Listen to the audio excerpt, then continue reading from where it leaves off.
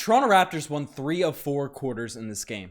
They came out and held the Brooklyn Nets to just 42 points in the second half. And still, we were absolutely dominated, bullied by the Kevin Durant and Kyrie-led team. And it's led a lot of Raptors fans, as has been building up in recent weeks, to say changes have to be made. Whether it be off the court via trades or probably the route that I'm going to go on the court stuff before we make any drastic moves. But things have to be discussed and they have to be brought up in this vid. So without further ado, let's dive into this post-game reaction. Hello everybody, Ben Rogers here, the Raptors guy, just reacting to the Toronto Raptors 114-105 loss to the Brooklyn Nets. And this was just an ugly game. It was disappointing. And yes, the Toronto Raptors made one of their comebacks. We didn't roll over and die or anything like that. But given the start of this one, it felt like a rollover and die. Before I really sink my teeth into this game, we did have an exciting now. So this is supposed to be a happy, exciting podcast, but we've had a lot of people reach out to us in the DMs over the past year or so, especially while Goody's been doing the live watch-alongs about adding some betting content to the channel now. We're not switching the channel over to becoming a betting channel or anything like that, but we're going to add some of the content for you. And we got this great partnership with Coolbet, who, we're one of the best sports books for people located in Ontario and Canada and stuff. So sign up for Coolbet if you are interested in betting content. We started up a Discord little community that I'll talk more about in the end of the video. So definitely stay to the end if you guys are interested in sports betting. Get involved with the Coolbet group chat that we have in our Discord. But lots of fun stuff planned there. I'll talk more about that at the end. But if you are interested in sports betting, definitely hit that link below. But I gotta talk about this game. I have to rant about this game a little bit in this one because, man, this was disheartening. It was disappointing. I don't know the adjectives to break out because the Toronto Raptors, once again, have started a game, that was well hyped, well anticipated. The Raptors had that big win against the Cleveland Cavaliers a couple days ago where we had all of our lineup back and expectations were high. We were healthy and we said, oh man, this squad fully healthy is a team to be reckoned with. Then we come out against the Pelicans and it's just a serious dud. People were saying in the comment section of that video that, oh no, the Raptors are just looking ahead to our Brooklyn Nets game. We've had one really close battle with them at the start of the year. One dud that we dropped a couple weeks ago while we were injured. But, we came into this one, a team that's neck and neck with us in the standings. And a lot of Raptors fans on a Friday night, this should be a good game, right? I'm sure lots of people had their friends over, got together, went to a bar or something, watched this game, looking for a showdown. But from tip-off, from the first minute of this game, it was just horrific to watch. It was, Joe Harris was out here killing us, Kyrie was picking us apart, and the Toronto Raptors defense. I'm throwing out the golden kazoo here early. I'm throwing it out there because the defense, especially in that first quarter, the Toronto Raptors gave up 41 points, and, it's not like it was a shooting fest. It's not like there was threes going back and forth and there's some craziness happening because the Toronto Raptors only scored 17 points themselves. 17-41 after the first quarter. And this is the second game in a row where the Toronto Raptors had high expectations coming into a game and just absolutely threw up a stinker in the first quarter. And yes, as I said in the intro, they picked it up as the game went along.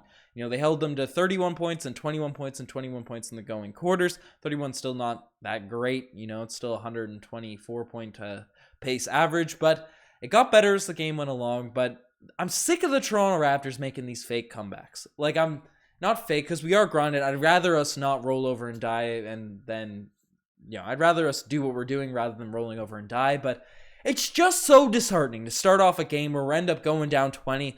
Your mind's taken out of it, your energy's taken out of it, and then to see us sort of slowly give hope, just tickle our hopes, our senses a little bit, and then just to rip it all away. Like, why are we even having hope? I'm sick of Toronto Raptors games like this because it's just brutal to watch. Now, in terms of analysis, like the first quarter, what are we doing? Joe Harris coming out here, hitting threes. I felt like he didn't play for 2 seasons. He's been all right. I've been keeping my eye on him in fantasy, but like, what about Joe Harris? What was his points in this game? What was his points in the first? 17 points. It felt like all of those came in the first quarter. 5 threes in this one, just absolutely rocked us. Kyrie Irving was slashed in the rim. KD doesn't even, it feels like KD's not even shooting against our team because he doesn't have the need right? He doesn't have the need. We don't even have one of the best scorers in the world having to even wake up and try against us in terms of scoring. And yes, the Toronto Raptors are throwing double teams at him. Yes, they're doing all this, but what is happening? The Brooklyn Nets have just had our number this season, and this is where the criticism has come into play. This is what's happening. Because you look at the box score tonight, and you can see Pascal was all right, 7 of 15, 24 points, 7 rebounds, 4 assists. He did what he did, right? You can't blame the game on Pascal, and you can't blame the game on Gary Trent Jr. Because in 16 minutes, 2 steals in this one, but 26 minutes, 16 points, 2 steals. Right, those 2 guys were solid. I thought Chris Boucher gave some solid energy, but again, he's not really hitting his shots. OG again doing his thing out there, 21 points, 6 rebounds. There's some positives. Even Scotty Barnes didn't have a horrific stat line. 17 points, 9 rebounds, 3 assists, but the 7 turnovers is what really, really kills you there. But the truth about this game and what needs to be changed. And there's some players I will get to. I know the comment section, they're all going to be ready to go for Fred VanVleet's head and go for Scotty Barnes' attitude for being a little bit lethargic, even though I thought he was at least trying on the offensive end. Even if things weren't working out, I didn't mind how his perspective was with this game. But the first thing that needs to be changed is the defense. We started Christian Koloko, and our defense has looked better with Christian Koloko in the lineup, but you look at his box score, didn't have that crazy of an impact on the offensive end. Only 5 points, 2 of 8 from the field. Took 2 threes randomly in this game, but had the 9 rebounds, which was solid. But our defense, it's all right there with Christian Koloko and stuff. But man, the first quarter, we run these weird switching rotations at times. We throw out these weird zones, and yes, it works when we're all on a string, when the defense is all energized. But when we come out looking as lazy as we did in the first quarter, these defensive sets just don't work. They're at a detriment to this Toronto Raptors team. And the fact is, we have so many good on-ball defenders. Not good, great, amazing on-ball defenders. OG Anunoby, Pascal Siakam, Scotty Barnes last season. Well, it's taking a step back this year. But Fred VanVleet poking the ball loose with his hands. Chris Boucher is long body. Christian Koloko can, when he's not biting for pump fakes left, right, and center, he's an amazing shot blocker and all that. But he's learning as a player. Right off the bench, the Gary Trent Jr., I will maintain, is a tremendous on-the-ball defender with the way he pokes the ball loose, when he's engaged, when he's going. We have defensive stoppers on this team. And I don't mind running weird defensive sets. But if it's clear that your team just doesn't have it, if you don't have the energy out there on the court, if you're step slow, let's not run a weird scheme where the help side rotation throws... I get that we have to blitz double teams and we have to get the ball out of Kyrie and Kevin Durant's hands, but, maybe throw the double a little bit later than when Kevin Durant can clearly just throw a pass over the 2 guys that are shorter than him, double in super high. We're not getting any steals off of these double teams, then it's just a 4-on-3 action, right? And yes, that will work, but if we're a step slow, we can't be throwing double teams that early. Nick Nurse, you're one of the best coaches in the NBA. I'm not trying to, say that I know better or anything like that, but it's clear adjustments have to be made. We can't be giving up so many open threes, so many open shots to these double teams, which, sure, the schemes work when you have a team of Kyle Lowry, Danny Green, Kawhi Leonard, Marcus Gasol, Pascal Siakam, Fred VanVleet off the bench, right? When you have that type of team that's locked in, that's engaged, that's trying to win an NBA championship, those schemes work. But when it's a random night and your team has just not had it in recent weeks, you're coming back from injuries, people don't know their roles, people are complaining in post-game interviews, and you're coming out and you look like you've just, your dog has been shot, half the players, that's how they're looking out there on the court, and then you're forced to run a scheme where you have to actively close out, you have to be blitzing the ball handlers like madmen in order for it to work. It's not the right strategy. You have to go by feel of the players out there on the court. Right? And we have effective on-the-ball defenders. We don't need to go bonkers every single possession from the start if we don't need to, and the players just don't have it on the defensive end. So that's one thing. Defensively, and that's my take on why the open shots are there, right? I get you want to get the ball in the hands of Kyrie and Kevin Durant. I get it. But don't do it at the sacrifice of an elite three-point shooter in Joe Harris. It's not like we're letting I don't know, Ben Simmons out here shoot threes. We're letting Joe Harris go for 5-6 open threes in the first quarter. What do we think is going to happen? That's one. Two, I know a lot of people have been calling for it, but the star boy Gary Trent Jr. off the bench. You know, we saw it with the Cavs game with Scotty and Gary off the bench. It worked and all that sort of stuff. It's still a small sample size. I don't mind if we rock out for a few more games, but the starting unit, I know that we have Pascal. I know we have OG there, like with scoring in terms of scoring punch, but Gary, not even just in terms of his scoring, his defense is so valuable for this team, right? Coming off the bench, starting, it is what it is. But if Gary Trent coming off the bench means he's only going to get 26 minutes a night, if that's the case, if that's what this means, and then Fred VanVleet's going to be playing 41 minutes in a game where, let's just look at the stats. Google Chrome didn't even want me to see Fred VanVleet's stats in this game. They didn't want to see his efficiency. They covered half of it up. But he had 10 points in this one in 41 minutes, 4 of 14 from the field. Once again, 1 of 7 from the three-point line. He had 6 assists in this one, 1 steal, 2 turnovers, 5 personal fouls.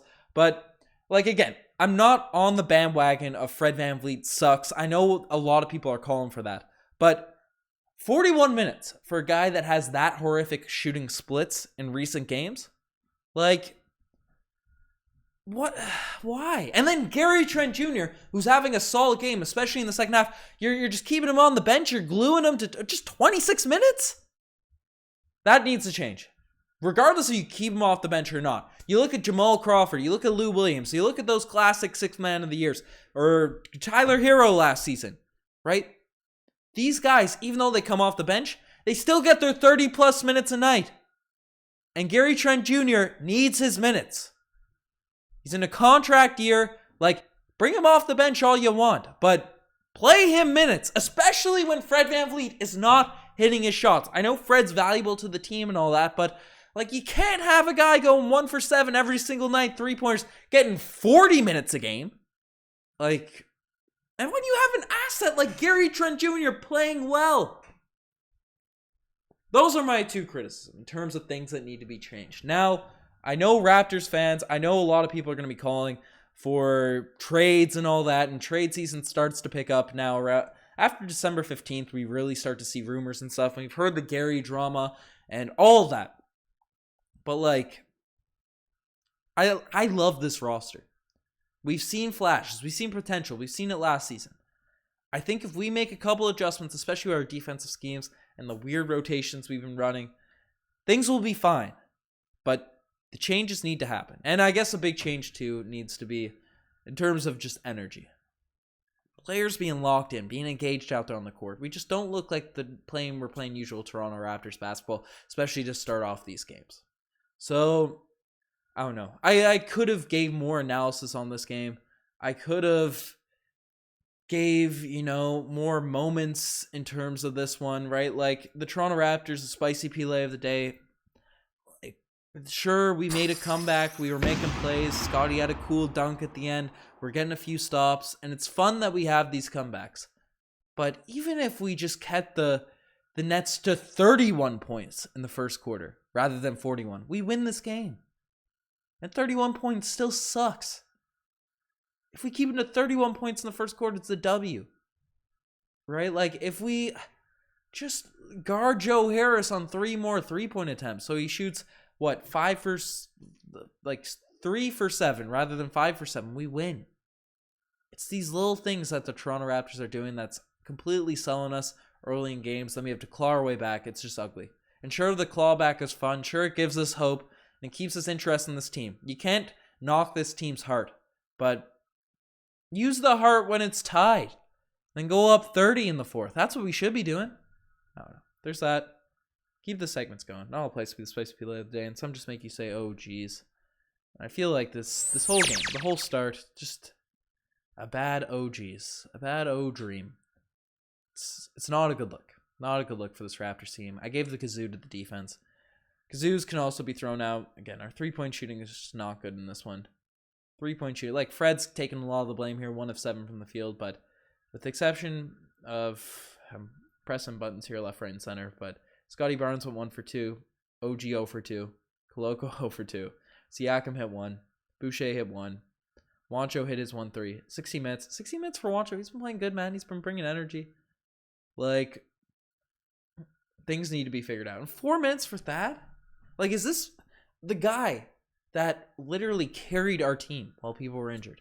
We're giving him 4 minutes in a night where, like, we just played brutal, right? We needed things to switch up. Like, this game was really out of hand in the first half. Nick Nurse doesn't decide to switch things up, get that in there, a guy that's been playing amazing for us recently. But, let's run OG, Scotty Barnes at 40, and Fred VanVleet. Fred played 41 minutes! Scotty played 37. OG played 38. Like, I know Pascal was in foul trouble. Fred was in foul trouble too. I don't know, man. I don't know. I feel like this is a weird energy podcast. I'm not used to being negative. I'm still confident in this team. But games like this just hurt me. They hurt me as a Toronto Raptors fan. Let me know what you guys think. You guys are the best for making this far. As mentioned, we've got this cool partnership with Coolbet rocking. If you check out our Discord, if you sign up for Coolbet, you send a message to either Josh or I, and over Discord, over Instagram, or over the Raptors Digest Instagram DMs, right? You get added to our Discord chat. And Josh, we so like the big like feature, because we want to make this like cool for people. I know a lot of people are calling for sports betting content and stuff, but we can like make our own futures and stuff. We can make our own lines, and we can sort of pick the sort of lines that we want to run heading into games in that Discord chat. And then we had our first live watch along back. We're trying to start this earlier this week, but both Josh and I have been rocked with flus, so it's been brutal this week. But basically, we can get our own lines, watch it through the game. You know, if you're into sports betting, makes it exciting to be betting along with the community. So I think it could be fun, enhance the content on the channel. Obviously, if you guys have any ideas, cool things we can do, especially with trade season coming up, definitely let us know in the comment section below. But definitely shout out to Coolbet.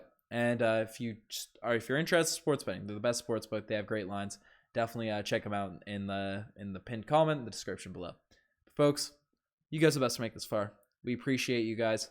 Again, sucks that the Toronto Raptors had another L like this. I'm looking like a mess here. I came from a basketball game and I said, hey, I'm just gonna watch this game. If I go away, I'm giving up. Didn't give up, but Toronto Raptors definitely, well, they didn't give up, but they gave up in the first quarter. It's a tough game. Subscribe to the channel if you haven't already. You guys are the best. I'm signing out. Cheers.